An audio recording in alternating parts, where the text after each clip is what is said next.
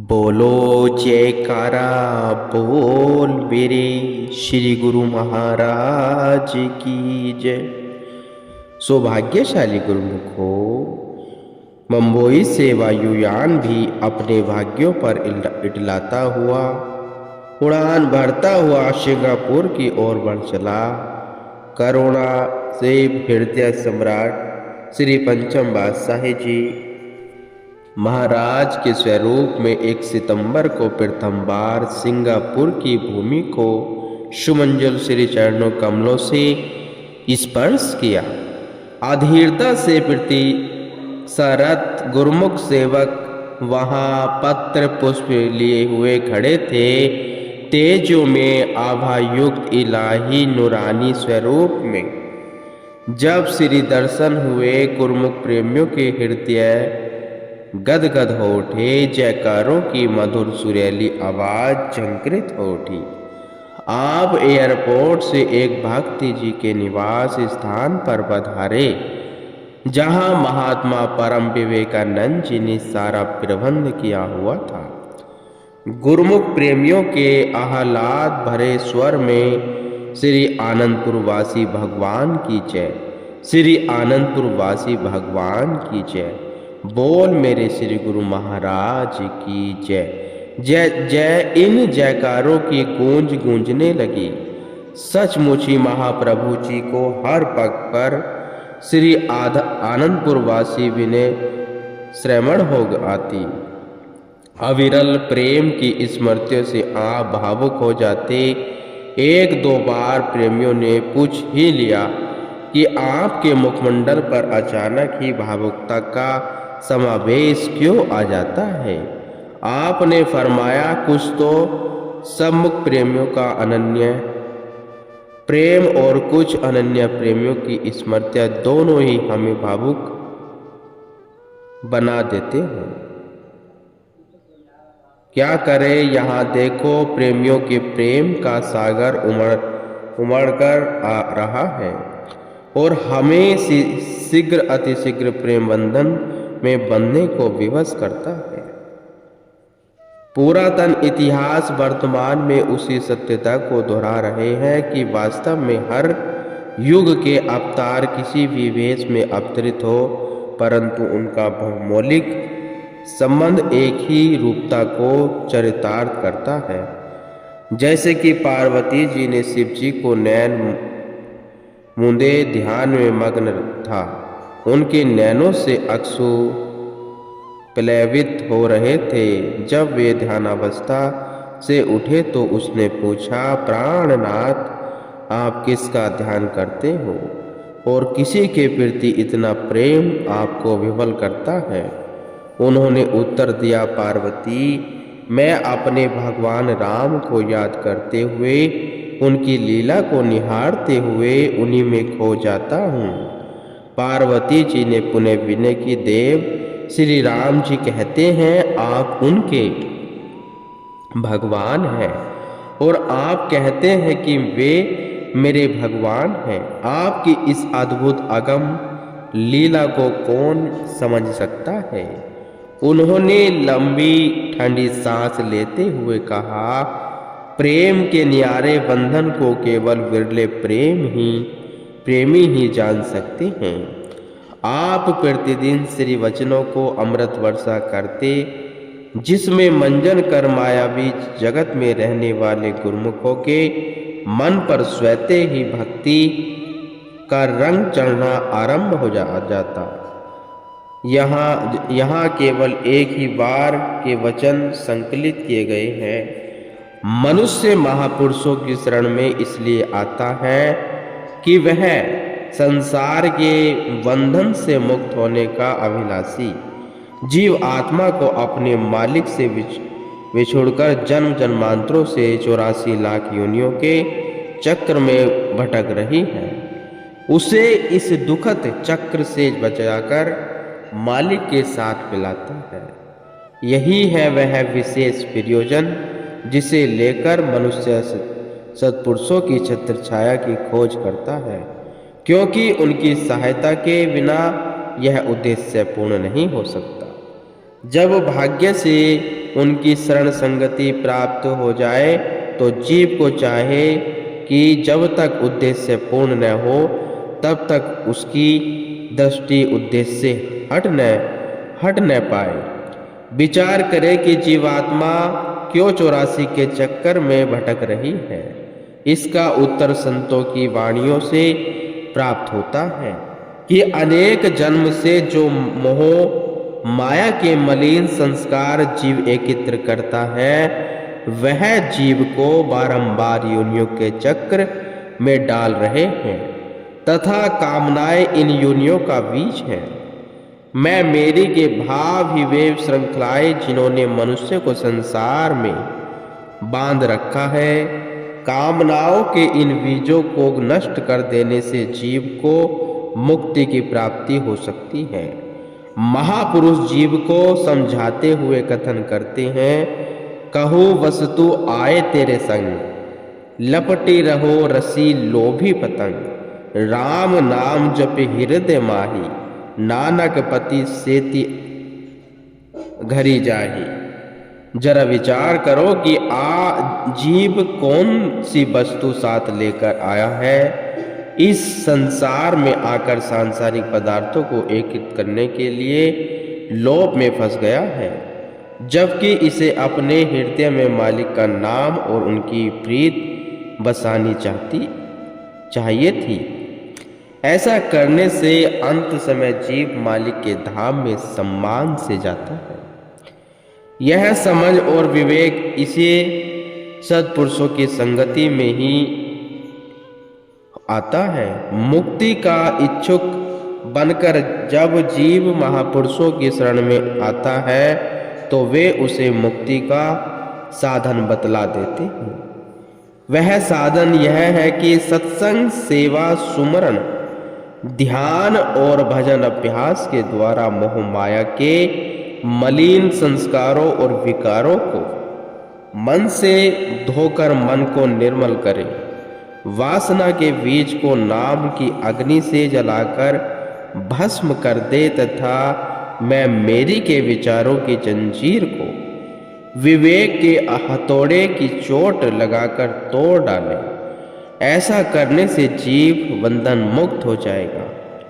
यदि जीव महापुरुषों द्वारा बतलाए गए साधनों का अभ्यास करने में लग जाता है तो उसकी सुरती माया और ममता की मैल से रहित होकर सार वस्तु को पकड़ने लगती है तथा शब्द की डोरी से खींचकर अपने असली स्थान तक जा पहुंचती है, जिसे मालिक का धाम अथवा निज धाम कहते हैं। वहां पहुंचकर सुरती मालिक के स्वरूप में समा जाती है। इस उच्चतम स्थान को ही संतों ने परम धाम अथवा परम शांति का स्रोत कहा है। इसी परम पद को प्राप्ति करना ही मानव जीवन का वास्तविक लक्ष्य एवं आदर्श है। इसी में ही जीवन की सार्थकता और महापुरुषों की प्रसन्नता है। इस प्रकार 5 दिन तक गुरुमुखों ने सत्संग के पावन गंगा में मंजन कर अपने भाग्य मनाए।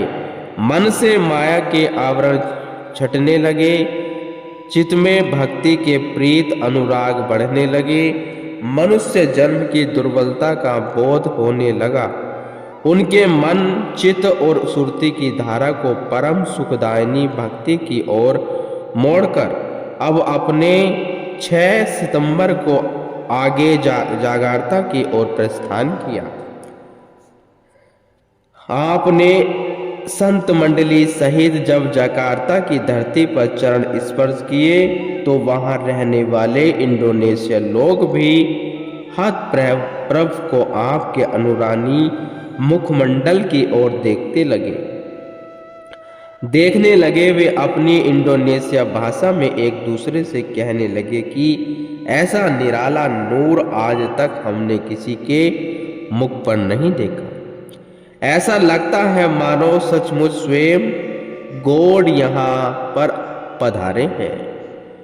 वहाँ के निवासी भक्तों जो उस भाषा को जानते थे वे उनसे कहा कि शुद्ध हृदय में ही ऐसी भावनाएं उत्पन्न होती हैं और भगवान स्वयं उनके दर्शन देने के लिए आते हैं।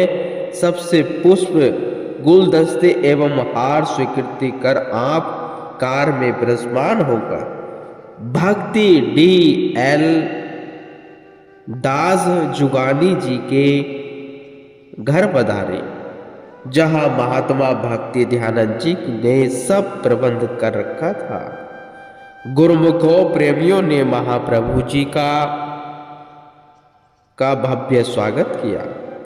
उस घर में बने हुए श्री मंदिर जी में पत्र पुष्प भेंट कर विराजमान हुए।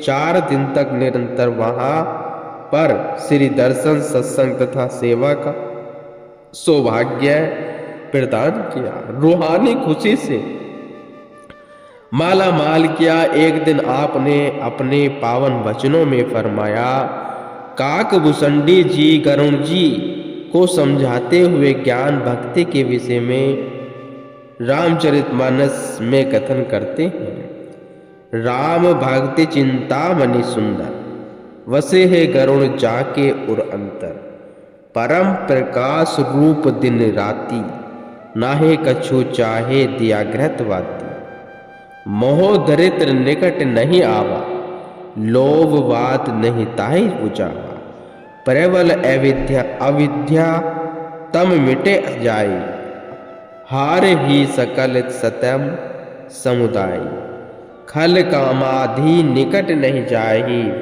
बस ही भक्ति जाके उर्माही। प्रभु भक्ति एवं सुंदर चिंतामणि के सदस्य हैं। हे गरुण, यह जिसके हृदय में बस जाती है वहां दिन रात प्रकाश ही प्रकाश होता है। फिर वहां दीपक, घी और बाती की जरूरत नहीं रहती, न ही वहां मोह वह निर्धनता का कोई काम है। लोभ की पवन इसकी ज्योति को बुझा नहीं सकती। भक्ति की ज्योति से अज्ञान तिमिर नष्ट हो जाता है। अहंकार आदि पतंगे इसकी ज्योति पर जलकर भस्म हो जाते हैं। काम क्रोध आदि उस हृदय में प्रवेश नहीं कर सकते जिस हृदय में प्रभु भक्ति रूपी चिंतामणि जगमगा उठती है। प्रबल माया से टक्कर लेने के लिए भक्ति ही एक ऐसी शक्तिशाली वस्तु है जिससे जीव माया से छुटकारा पा सकता है। अन्य किसी कारण से इस पर विजय नहीं पाई जा सकती। माया से सुरक्षित वही रह सकता है जो नाम का आधार लेता है। भजन अभ्यास में बैठकर जब सुरती ऊपर ब्रह्मांड देश में पहुंच जाती है तभी माया से छुटकारा मिल सकता है। जीवात्मा अर्थात सुरती, जिसे आत्मा भी कहा जाता है, जो ठहरने की चार दशाएं कह गई हैं, जागृत, स्वप्न, सुषुप्ति और तुरीय। जागृत दशा में कार्य करने से बड़ी थकान होती है। स्वप्न की दशा में थोड़ी कम थकावट का बोध होता है। सुषुप्ति अर्थात प्रागाढ़ निद्रा में तो थकावट का नाम भी नहीं होता। उससे ऊपर तुरीय दशा में जाने पर अंतरात्मा में प्रफुल्लित हो जाती है। वहां सरसता निरसता से कोई सरोकार नहीं। महापुरुष वहीं निवास रखते हैं, इसलिए उनका चित्त सदा प्रसन्न एवं हर्ष विभोर रहता है। वहां किसी प्रकार के रोग या दुख कष्ट वह चिन्ह भी नहीं होता। महाप्रभु जी के इन गूढ़ भेद को भरे श्री वचनों को श्रवण कर गुरुमुखों ने गहन शांति और आत्मिक आनंद का अनुभूति की। आपने फरमाया कि जगारता भक्त जी ने विनय की, स्वामी जी आपने सचमुच ही हमारे हृदयों में नाम की ज्योति जगा दी है। आपके श्री दर्शन और सत्संग प्रवचनों से इतना रूहानी आनंद और आत्मिक सुख मिला है जो बेमिसाल है, अनमोल है, जिसका मूल्यांकन किया ही नहीं जा सकता है। ग्रंथों और संतों की वाणियों में पढ़ा सुना है कि हृदय मंदिर में ज्योति जगती रहती है। आज आपने कृपा करके प्रत्यक्ष उस ज्योति को जगाकर हृदयों में उजाला भर दिया है। पुनः श्री वचन हुए, इसी तरह ही सदा अपने दिल में भक्ति नाम की ज्योति जगाए रखें। महापुरुषों को आप हमेशा ही अंग संग पाएंगे। वहां पर कुछ समय पश्चात श्री परमहंस अद्वैत मंदिर की स्थापना होगी। वहां पर भी पूर्ण अवस्था एवं लगन से सेवा करते हुए अपने जन्म को सफल बना ले सकते हैं सब गुरुमुखों।